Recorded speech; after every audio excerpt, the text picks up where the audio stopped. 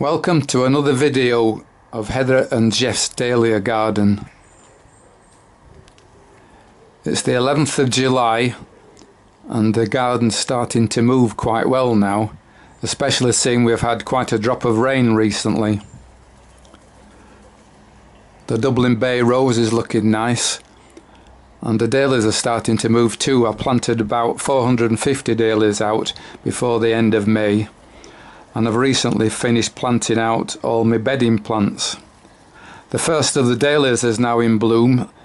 I've got a couple of an open centre variety called Hadrian's Midnight, which is quite nice.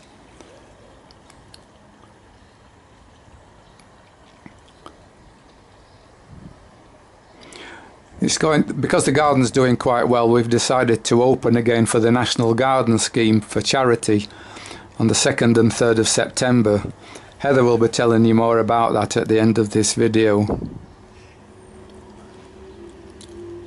Though some of the dahlias are getting quite tall, others have got quite a way to go before they reach the top of the stakes, but I'm confident that they will do before the end of the season. Some of the blue asters are coming into bloom. And I've also got lots of salvias of different sizes and shapes. But at the front of the bed I've gone with another patchwork quilt idea. I've got blocks of marigolds, zinnias. These are irisine, red irisine that I've kept on the overwintered on the windowsill in the porch.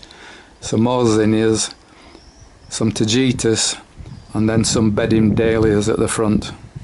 And all the way round the garden I've got bedding begonias. I planted about 500 of those too. I bought them as plug plants. I didn't grow them from seed myself.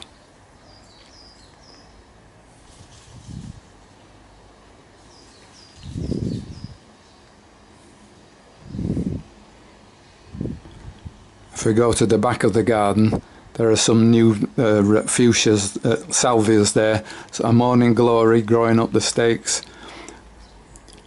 And now we're going into where I've planted out some seedlings. I've grown about 75 seedlings from seeds that I took myself last year from my own dahlias. And as you can see, I've planted them very close together and tied them to a bamboo cane. Each one's got a bamboo cane.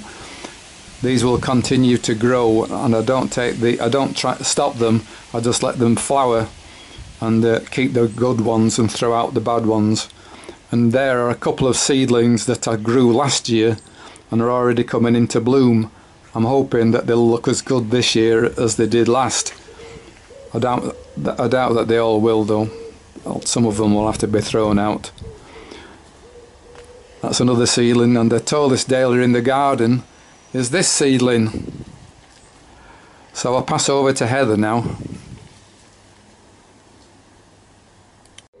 Hello again. As Geoff said, we've decided to open our garden for charity again on Saturday the 2nd and Sunday the 3rd of September.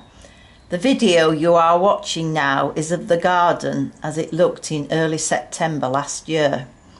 We are confident that it will look just as good in September this year, so long as we don't have a prolonged heat wave, drought, floods, badger attack, or if Geoff just decides he would like to take me on a 5-week cruise. We will be open from 12 noon until 4 p.m. on both days.